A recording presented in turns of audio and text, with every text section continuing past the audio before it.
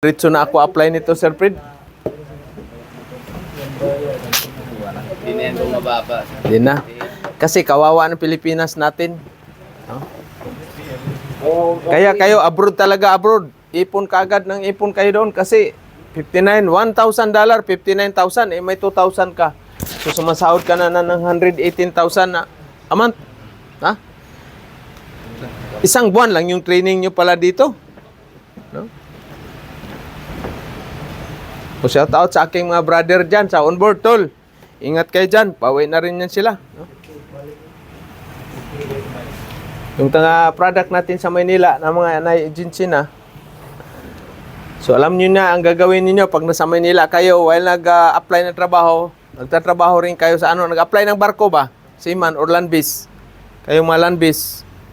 Saan ba isa? Dalawa. Ito land base din. At sa mayroon pang isa tayo CDO. Asan na 'yon? Asan na ba yung isang taga CDO natin? Ha? Ay, oh. 4 yung land base natin eh. 5 pala. 5. 2. Oh. Ano bang pagkaiba sa land base at saka sea base? Para pala sa may nagtatanong, ano bang pagkaiba? Yung sea base kasi, yung pangbarko natin. Thank you, Sir Rasyo. Pangbarko. No? So, ang bandol natin dito is, mayroon tayong dinagdag na entrepreneurship na 2 araw. Bakit kailangan? Kasi at least, para alam ninyo kung paano nyo gamitin yung pira ninyo. Paano nyo budget. Diba? SMAW in C1. Sa itong nagtatanong pala, SMAW in C1, in C2, basic machining, basic pipe fitting, gas cutting, gas welding. Tapos, engine parts familiarization. Kailangan alam ninyo familiarize ninyo yung parts ng makina. Kasi dito, yung maliit na makina at saka doon sa barko, pareho lang yan. Kung may crankshaft yung maliit, mayroon din doon. Malaki lang siya. No? Basic plumbing. Entrepreneur. Natin to this. Tapos safety literature. 10 palang natin to. 10 na palang certificate makuha nila. Carpentry pata. Ha? Carpentry pata. Oh, mayroon pang basic carpentry. Kaya doon next week, pupunta tayo doon yung mag-carpentry. Bakit kailan may carpentry sa barko? Kasi yung mga shelves ng mga store ninyo, kayo ang gagawa niyan. Kahoy yan kahoy yan ang ipo-flooring nyo. Yung mga lagayan ng bolts pala, lagayan ng bolts. No? Mabigat talaga, Sir Fred pala to. Kasi 20 mil, mabigat pala. Tag 10 mil. Pero di na mabenta dito, sir. Ha? Di na mabenta dito. Hindi ko rin ibibinta to. Sabi mo, 20,000. Ay! Walang bibili niyan. Wala. Kasi, kung ibili nila, ibayad na lang sa tuition nila. Ito, hindi na. Saka na pag naka-abroad na sila. Pero wag pa rin kayo bibili ng mga mamahalin na mga Kasi sayang man yung na yan. Sayang man ang pira, di ba? Kaya nga tayo may entrepreneur eh. So, yung mga lagayan ng bolts at saka fittings, ganyan yan. No? Assorted. Isisegregate ninyo yan. Isisegregate. Para maganda tignan, organize yung mga bolts, plain washer, lock washer, nuts, bolts, fittings, mga union, Okay? So, ganyan man yan. No? So, na yan dyan? Diba? Tama ba? Oh. So, isegregate ninyo ito dito, ang mga itong divider na to, parang ganyan, kahoy yan. Kahoy. No? Tapos lagyan mo dito, halimbawa dito nakalagay M6. Mayroong kayo sa computer, M6, M5, M6, M8, M10. Ganyan ang segregation. No? Tapos after 3 months, balikin mo naman, arrange na naman kasi yung mga engineer, wiper, wheeler, pag dampot ito, mali man, ihagis lang yan dyan. Ito. Ito na sa barko ngayon, bago na to. Plastic na. No? Ito na yung sa dito namin. Pero just in case, kasi mahal man to, Fabricate ka. Pero kung kaya ibigay ng company itong pinakayos kasi dito niyo ilalagay yung sizes, Sizes. O, di ba? No? Ano pa ba ang ano na yan? Yung kailan magamit kayo ng mga kahoy? Yung box, wooden box ng mga spare parts, magpapanday, mag-ano kayo? Maggawa kayo ng box, yung lagayan ng mga spare parts na ipadala sa shore. Kaya yung mga box na sa parts, ititabi ninyo yan, huwag yung sirain, itabi ninyo kasi darating ang time, ibalik din yan sa shore. Ha? Lagyan ng mga parts na sira, ipare-recondition sa shore. No? Kagaya niyang valve seat, spindle. I-ano man niya, padala man sa shore yan. No? So yan ang ano natin, kaya may carpentry kayo. No? Ito, mga lagay, ito. Ano yan? Plywood yan. Ha? Plywood yan, oh. Report. No? Pero ito, lagyan ito ng harang. Ha? Lagyan ito ng harang dito na flat bar. Or angle bar. Kasi pag tagilid ng barko, maano man yan, ito hindi man to sa dagat na design. Mayroon pa nga gulong ang ano nila, oh. Dito to sa land base. Pero sa barko, mayroon kayong harang dito. Kasi pag tagilid ng barko yan, ubos yan lahat. Walang maiwan dyan. Isang araw ka naman mag-segregate. Halo-halo. Diba? Lagyan niya ng angle bar dyan, harang para hindi siya malalaglag. No? Okay, kaya mayroon kayong DC carpentry. No?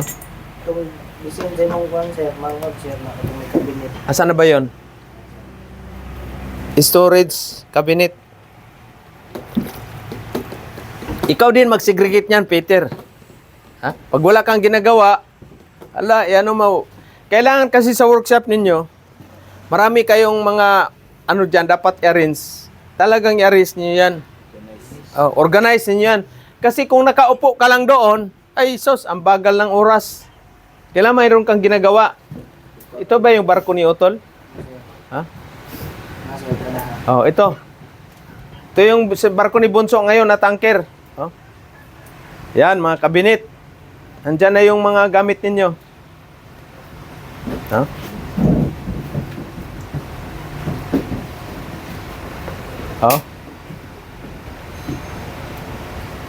Bracing rod. Mga electrodes. Nasa loob ng cabinet. Maganda kasi bagong barko to nila. Tanker. No? Unitor. Mga electrodes. Nawala na yung electrode. Yung unitor natin na handbook. Saan na yun?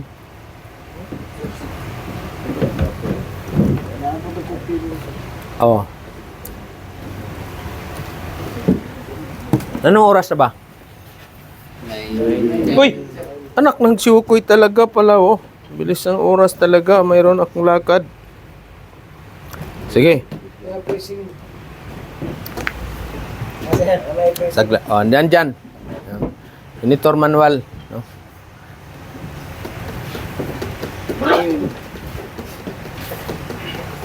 Nagamit din eh. Yung barko kasi namin, daming ganyan. Bawat supply, nagbigay ng ganyan. Ayan. Organized talaga, di ba? Andyan na yung mga fittings. Yan, balbula.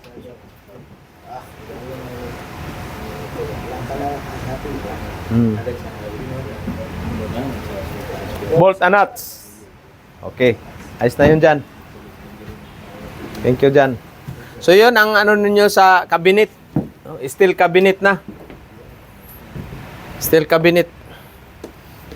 Kaya akala nyo lang, welding lang trabaho nyo rin. Hindi. All around kayo. Kumbaga kayo yung doon, storekeeper ka na. Pero sa offshore, iba, mayroong storekeeper. Pag sa running vessel, ikaw. Magtatanong yung natin, official, first engineer, may mga bolt pa ba tayo? Kaya ikaw mag-check. Ikaw mag-inventory. Every 3 months, mo yan, inventory mo yan.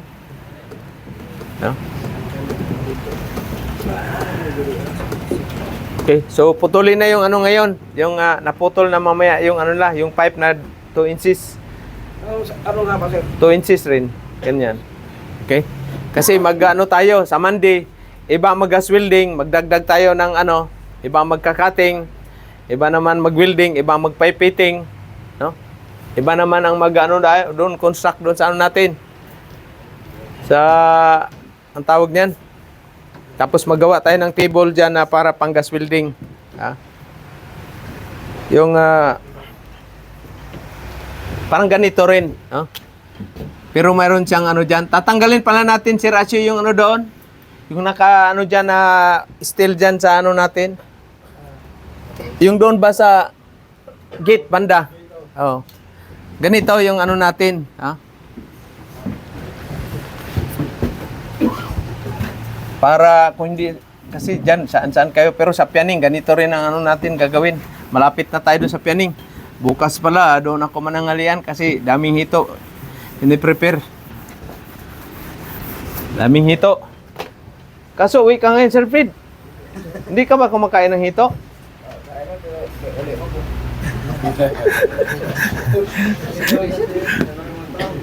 Okay. Tawag na. Hoy. Hello, good morning. Yes.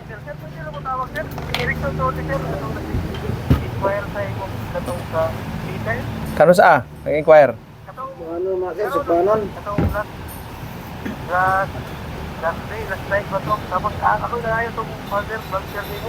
Ah, okay. Okay, sir. Oh.